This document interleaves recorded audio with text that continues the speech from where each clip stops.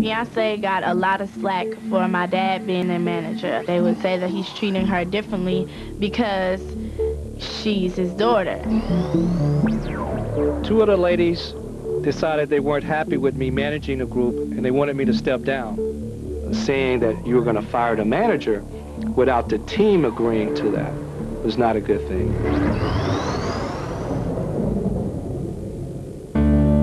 Beyonce was incredibly hurt by it, called the girls, tried to say to them, you know, can't we work this out? Please don't do this. When LaTavia and LaToya left the group, it was a very emotional process. These girls had known each other for a long time. They'd all overcome very difficult hurdles. And they sacrificed a whole lot to get this group, Destiny Child, off the ground. I would never left a group of that magnitude. Beyonce was not devastated because they left the group. She was devastated on a personal level. It was the first time I really saw her sort of just go into a shell. You know, for everyone it was a group. For her it was a friendship. They were brought up as sisters. That's years and years of friendship and loving somebody to just all of a sudden just stop. She was very sad. I would speak to Tina, and Tina's like, she wouldn't even get out of bed today, Janella. It was like the world was caving in on her. I don't think I've ever seen her that depressed. Stehen Kelly und Beyoncé nun alleine da? Die Zielscheibe der Presse, Beyoncé. Was all over the papers. It was every time you turned on the television. And, you know, she was being presented as this blood-sucking diva. I remember having a conversation with her, and she was so distraught. There was this DJ that made up a joke about us, you know, who's going to be the last Destiny's Child member on the island. Seht, wie Beyoncé allen Spöttern das Gegenteil beweist. He was like, oh, you want to make jokes, huh? I'm a survivor. All das gleich im dritten und letzten Teil von Driven Beyoncé Notes. I'm a survivor. When the lineup for Destiny's Child changed and the two members decided to exit, Beyonce spent a lot of time in prayer trying to figure out what they were going to do. Was it going to be Kelly and Beyonce? You know, was that going to be the right balance? You know, Destiny's Child was now two girls, or what? They interviewed some singers. The girls had gotten to know Farrah. Farrah was an extra in a music video. She was a pretty girl, so Farrah joined the group. So they was like, do you know anybody else? And I'm like, I know this one girl. Michelle was a great singer, so it was like immediate. It was like, you have to give us an answer now, and you have to come to Houston now. It was kind of like a phone call today, and tomorrow you got to get on the plane because we got to shoot Say My Name. Say my name, say my name, my name is around you.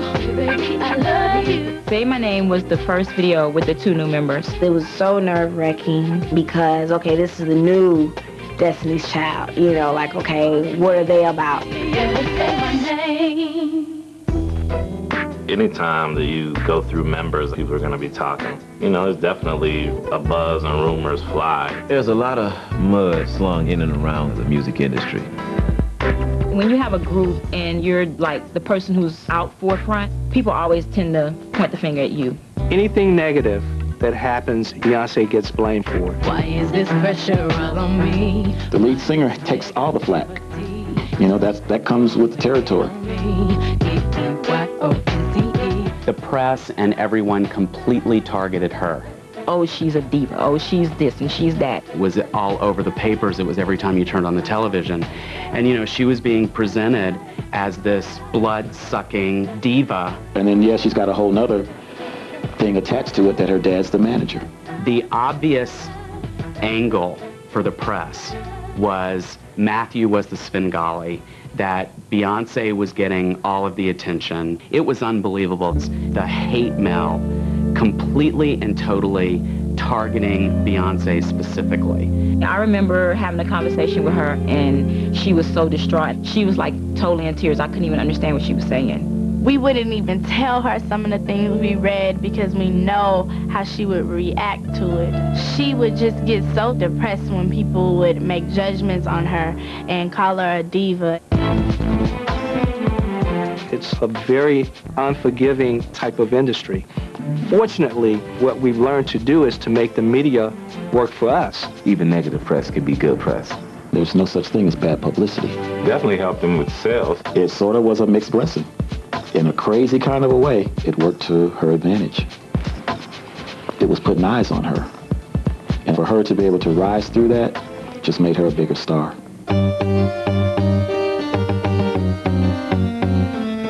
Farrah was in there for 5 months, and it felt like 5 minutes. Farrah had more in mind as far as to be a solo artist. First of all, I'd like to say that one of our members couldn't make it today, but because we love you so much, we still have to come and give you a wonderful show.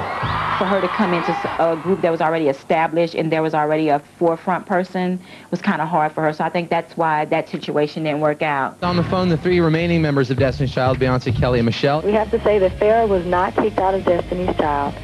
She actually didn't show up for 3 major promotional events.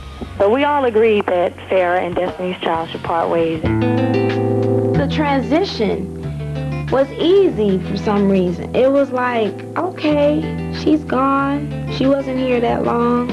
We just gotta go on. Beyonce definitely found stability in the trio. When it's right, everybody knows. And everybody knew that those 3 girls, it fit.